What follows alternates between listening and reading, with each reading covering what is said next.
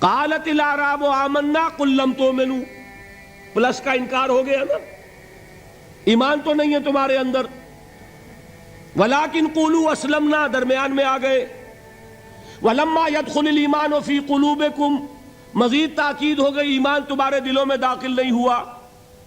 لیکن اب آگے چلیے. وَإِن تُطِيعُوا اللَّهَ وَرَسُولَهُ لَا يَلِدْكُم مِّنْ أَعْمَالِكُمْ شَيْئًا، اگر تم اللہ اور اس کے رسول کی اطاعت کرتے رہو گے اللہ تمہارے عمل میں کوئی کمی نہیں کرے گا. اس سے ثابت ہو گیا منافق بھی نہیں، اس لیے کہ منافق کا کوئی عمل قبول نہیں. منافق تو وہ مائنس ویلیو ہے، اس کے ساتھ کوئی نیکی قبول ہو نہیں سکتی. کیا عبداللہ ابن ابی کی نمازیں قبول ہوئیں؟ اگرچہ وہ نماز حضور کی امامت میں ادا کی جا رہی ہے، لیکن کیا اس کی نماز قبول ہو سکتی تھی؟ وہ آپ کو یاد ہوگا واقعہ، جب مرا ہے وہ شخص رئیس المنافقین عبداللہ ابن ابی، اس کے بیٹے ہیں عبداللہ ابن ابی، وہ مومن صادق، نوجوان نہایت صالح. اب ایک سعادت مند بیٹے کو تو باپ سے محبت ہوگی کہ نہیں ہوگی؟ وہ بیٹا حاضر ہوتا ہے حضور کی خدمت میں، حضور میرے والد کا انتقال ہو گیا، آپ اپنا کرتا عنایت فرما دیجئے تاکہ میں اس کو کفن دوں. حضور نے سوچا اور کرتا اتار کے دے دیا. حضرت عمر کھڑے ہو گئے، وہ تو تھے نا، ان کا جلال اور ضبط نہیں کر سکتے تھے، ان کا وہ انداز تھا جو حضرت موسیٰ کا تھا. حضرت خضر کو 3 دفعہ ٹوکا کہ نہیں، یہ کیا کیا تم نے؟ بغیر کسی جرم کے اس بچے کو ختم کر دیا. یہ کیا کیا تم نے؟ کشتی کو تم نے توڑ دیا، مارو گے ان کو جو اس کے اندر سوار ہیں. یہ کیا کیا؟ یہ دیوار سیدھی کر دی. یہ بدبخت انہوں نے ہمیں کھانے کو بھی نہیں دیا اور ان کی دیوار سیدھی کر رہے ہیں. تو حضرت موسیٰ علیہ السلام خاموش نہیں رہ سکتے تھے. انک لن تستطیع معی صبرا، یہی معاملہ حضرت عمر فاروق کا تھا.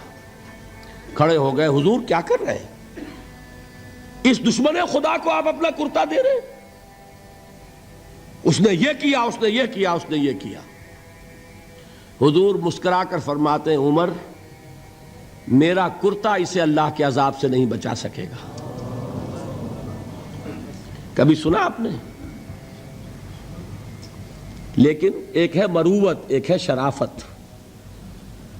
اس نیک اور صالح نوجوان نے آ کر مجھ سے ایک بات کہی، مجھ سے سوال کیا نا، کیا میری شرافت اور مروت اسے گوارا کر سکتی ہے کہ اس کا ہاتھ میں خالی لوٹا دوں؟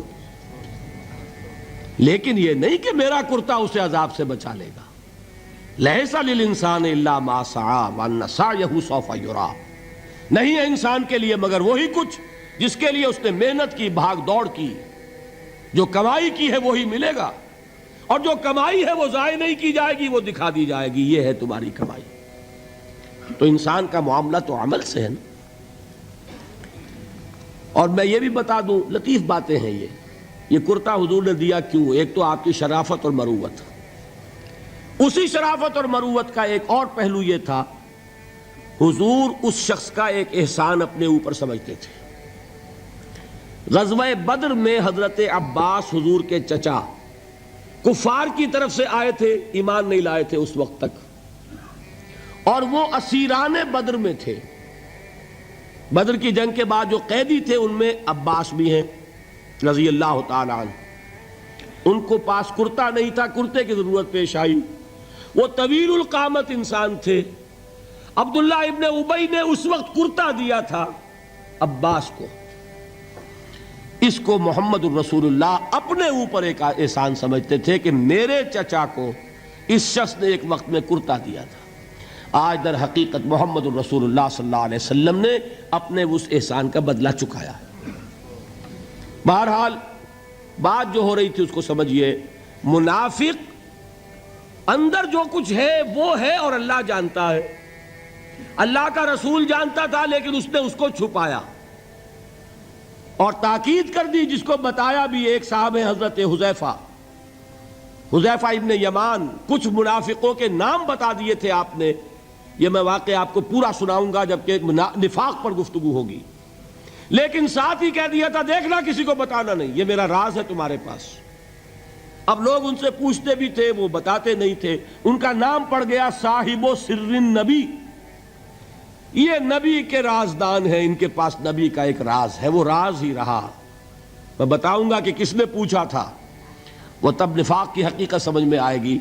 بہرحال یہ بات سمجھ لیں، قانوناً ایک شخص مسلمان ہے، حقیقت کے اعتبار سے اس کی تین شکلیں ہو سکتی ہیں، یا مثبت طور پر مومن اور ایمان کے درجات بے شمار ہوں گے، +1 سے لے کر +انفینٹی تک، یا منفی طور پر منافق، -1 سے لے کر اور -انفینٹی تک، اور درمیان میں ایک زیرو کا مقام بھی ہے، نہ منافق نہ مومن، بس وہ مسلمان ہے، وہ ہے جس کو فرمایا گیا ان تطیعوا اللہ ورسولہ۔